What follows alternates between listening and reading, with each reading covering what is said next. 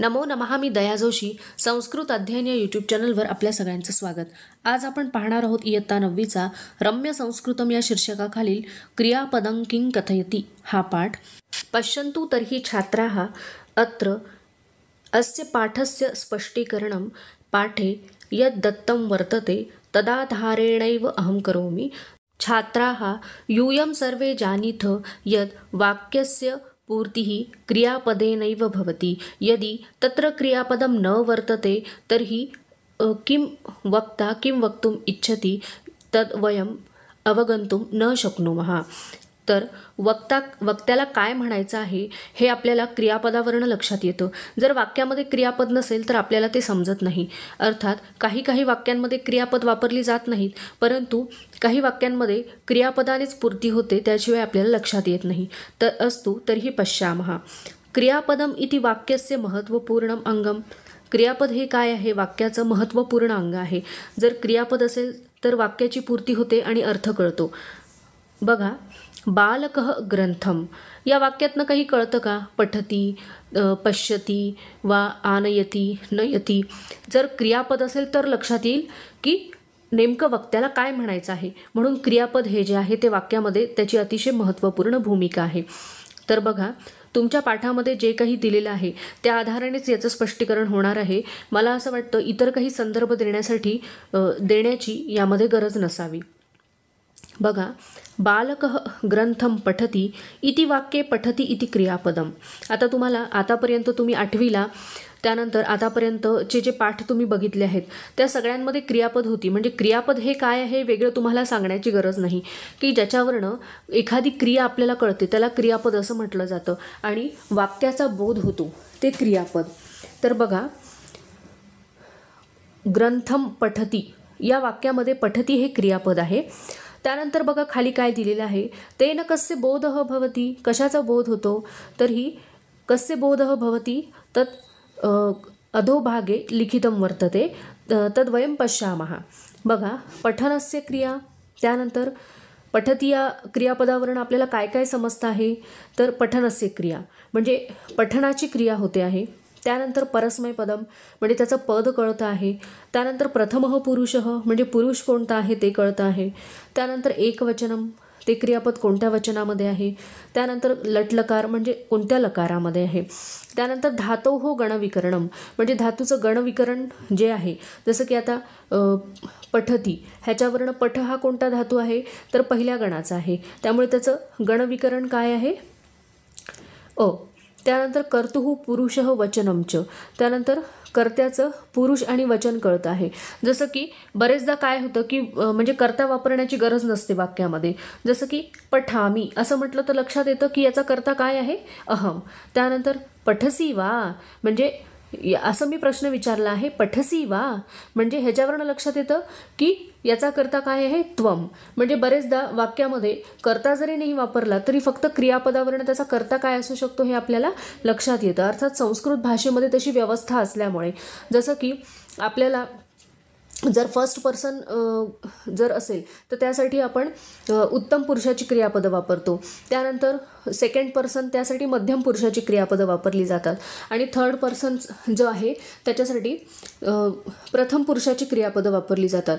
आणि त्यामुळे आपल्याला वाक्यामध्ये कर्ता जरी प्रयुक्त केलेला नसेल तरी फक्त क्रियापद असेल तर त्या क्रियापदावरून त्याचा कर्ता कोणता असू शकतो हे आपल्या लक्षात येतं. त्यानंतर बघा, अनंतरम पश्यन्तु अधुना एतानि वाक्यानि पठत.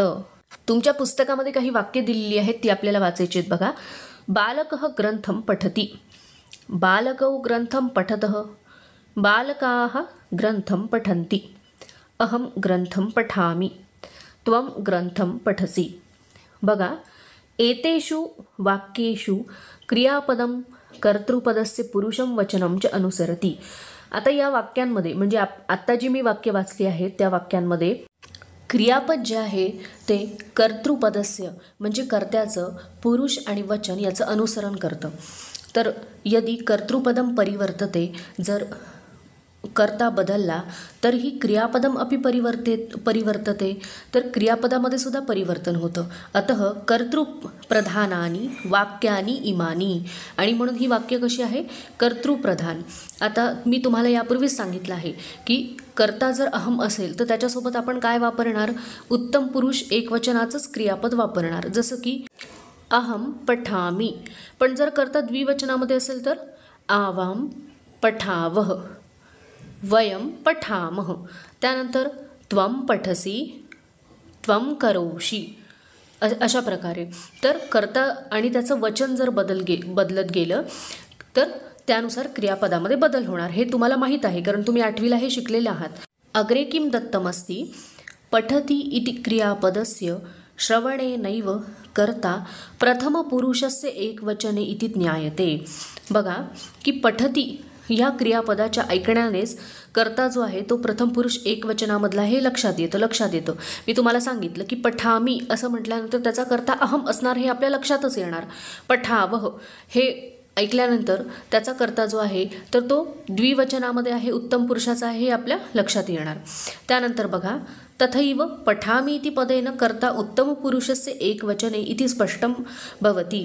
तर लक्षात येतं पठामी याचा कर्ता काय असणार आहे तर उत्तम पुरुष एकवचनामधला. एवं क्रियापदेन कर्तृपदस्य पुरुषस्य वचनस्य अपि बोधः भवति. आणि कर्तृपदाच्या क्रियापदामुळे कर्तृपदाचं जे पुरुष आणि वचन आहे, पुरुष म्हणजे काय, उत्तम, मध्यम आणि प्रथम. तर हे ह्या कोणत्या पुरुषापैकी कर्ता आहे, आणि वचन म्हणजे एकवचन, द्विवचन आणि बहुवचन हे आपल्या लक्षात येतं. अनंतरं पश्यतु अत्र कर्तृवाच्य प्रयोगस्य उल्लेखं कृतम अस्ति. म्हणजेच कर्तरी प्रयोग म्हणजे काय हे या पाठामधनं आपल्याला शिकायचं आहे. तर क्रियापदम किम कथयती या पाठामध्ये आपल्याला कर्तृवाच्य म्हणजेच कर्तरी प्रयोगाची ओळख करून दिलेली आहे. अर्थात तुम्ही सगळ्याच भाषेमध्ये जसं की हिंदी असेल, मराठी असेल किंवा इंग्लिश असेल, त्या सगळ्यामध्ये हा प्रयोग शिकतात. कर्तरी, कर्मणी, भावे हा प्रयोग, जसं की इंग्लिशमध्ये ॲक्टिव्ह पॅसिव्ह व्हॉइस, हिंदीमध्ये सुद्धा कर्तरी कर्मणी प्रयोग, मराठीमध्ये सुद्धा तुम्हाला शिकवला जातो. तर तसंच कर्तृवाच्य किंवा कर्तरी प्रयोग हा आपल्याला संस्कृतमध्ये पण शिकायचा आहे. आता कर्तरी प्रयोग म्हणजे काय, तर आपण जी सरळ सरळ रचना संस्कृतमध्ये करतो तर त्यालाच कर्तरी असं म्हटलं जातं. जसं की तुम्हाला माहिती आहे, तुम्ही यापूर्वी शिकलेला आहात की कर्तरी जो आहे, कर्तरी रचना जी आहे तर त्याचे 2 प्रकार आहेत. एक म्हणजे अकर्मक आणि दुसरा म्हणजे सकर्मक. तर अकर्मक म्हणजे काय की ज्याच्यामध्ये कर्म नसतं, तर त्याला अकर्मक असं म्हटलं जातं. आणि ज्या क्रियापदाला कर्माची अपेक्षा असते त्याला काय म्हटलं जातं, सकर्मक असं म्हटलं जातं. तर्हि पश्यतु कर्तरी प्रयोगे वाक्यस्य रचना कथं भवति. तर कर्तरी प्रयोगामध्ये वाक्याची रचना कशी असते, तर कर्ता हा प्रथमा विभक्तीत असतो. म्हणजे तुम्ही कारक शिकलेले आहात त्यामध्ये तुम्ही बघितलं आहे की प्रथमा विभक्ती ही कर्त्याची असते. तर कर्ता हा नेहमी प्रथमा विभक्तीमध्ये असतो. म्हणजे जी सरळ सरळ वाक्यरचना आहे तीच कर्तरी प्रयोगामध्ये असते. त्यानंतर कर्म जे आहे ते द्वितीय विभक्तीमध्ये असतं.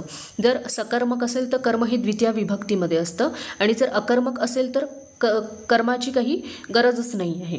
आणि क्रियापद जे आहे तर ते कर्तृपदस्य पुरुष वचनानुसारम. आणि क्रियापद जर असेल तर ते कसं असतं की कर्त्याच्या पुरुष आणि वचनानुसार. आपण त्याचं एक उदाहरण बघूया. जसं की बालकः पठति, अहम पठामी. तर आता इथे अहम हा कर्ता आहे आणि म्हणून पठामी हे त्याच्या पुरुष वचनानुसार आपण घेतलेलं क्रियापद आहे. त्यानंतर बालकः पठति या वाक्यामध्ये बालकः हा कर्ता आहे म्हणून पठति हे त्याच्या पुरुष वचनानुसार घेतलेलं क्रियापद आहे. आता बालकाः पठन्ति, तर येथे काय येईल, बालकाः बहुवचन आहे म्हणून त्याचं पुरुष आणि वचनानुसार क्रियापद बदललं, पठन्ति. बालकः पठति, बालकाः पठन्ति. अजून एक उदाहरण आपण बघूयात.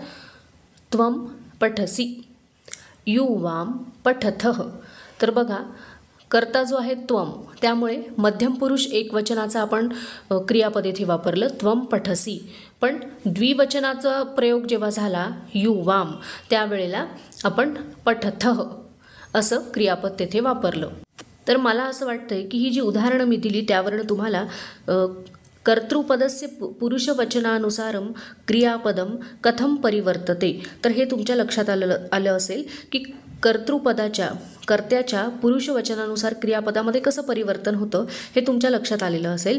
तर आता आपण बघूयात, इथे काही उदाहरणं दिलेली आहेत, त्याच्यावरनं हा जो कर्तरी प्रयोग आहे त्याचं स्पष्टीकरण दिलेलं आहे. बघा, प्रथमं उदाहरणं वयं द्रक्ष्यामः. मधुरा सुधाखंडान आनयती. मधुरा सुधाखंडान म्हणजे छोटे छोटे दगड, आनयती म्हणजे आणते. तर यामध्ये या वाक्यामध्ये मधुरा इति कर्ता, मधुरा हे काय आहे, कर्तृपद आहे वाक्यामधलं. सुधाखंडान इति कर्म, तर सुधाखंड हे पद जे आहे तर हे काय आहे, कर्म. तदनंतरम आनयती इति क्रियापदम वर्तते. तर आनयती हे काय आहे, क्रियापद आहे. तर कर्तृवाच्य किंवा कर्तरी प्रयोगाची रचना कशी असते तर ते येथे सांगितलेलं आहे. तर कर्ता जो आहे तो प्रथमा विभक्तीत असतो, त्यानंतर कर्म द्वितीय विभक्तीमध्ये आणि क्रियापद जे आहे ते कर्त्यानुसार. पश्यंतु क्रियापदम कर्तृपदम अनुसरती. क्रियापद जे आहे ते कर्तृपदाचं अनुसरण करतं. अतः कर्तृवाच्यम क्रियापदम इदम, आणि म्हणून हे काय आहे, कर्तृवाच्य क्रियापद आहे. त्यानंतर बघा, अग्रिमम उदाहरणम वयम ग्रंथम पठामः. तर वयम हा काय आहे वाक्यामधला कर्ता, तो आहे प्रथमा विभक्तीमध्ये. त्यानंतर ग्रंथम हे जे आहे तर हे आहे कर्म, आणि पठामः हे काय आहे, क्रियापद. आणि म्हणून वयम पठामः असं दिलेलं आहे. तर क्रियापदम कर्तृपदम अनुसरती. तर क्रियापद हे काय आहे, कर्तृपदाचं अनुसरण करतं. जसं की वयमच्या ऐवजी जर आपण अहम वापरलं तर अहम ग्रंथम पठामि. त्यानंतर त्वम हा जर कर्ता वापरला तर त्वम ग्रंथम पठसी. तर क्रियापदामध्ये सुद्धा परिवर्तन होणार आहे. क्रियापदे अपि परिवर्तनम दृश्यते. अतः कर्तृवाच्यम क्रियापदम इदम, क्रियापदम कर्तृपदम अनुसरती. आणि म्हणून क्रियापद हे कर्तृपदाचं अनुसरण करत असल्यामुळे याला काय म्हटलेलं आहे तर कर्तृवाच्य किंवा कर्तरी प्रयोग असं म्हणतात. मला असं वाटतं तुम्हाला ही जी रचना आहे ती खूप उदाहरणं देऊन मी समजावून सांगितलेली आहे. अर्थात अतिशय सोपं आहे, पण बरेचदा आपण कन्फ्यूज होतो, लक्षात येत नाही, आणि म्हणून खूपशी उदाहरणं देऊन मी तुम्हाला समजावून सांगितलं, तर तुम्हाला हे निश्चित कळलं असेल. आपला हा जो पाठ आहे तो येथे संपलेला आहे. जर माझा व्हिडिओ तुम्हाला आवडला असेल तर लाईक करा, शेअर करा आणि माझ्या यूट्यूब चॅनलला सबस्क्राईब करा. धन्यवाद.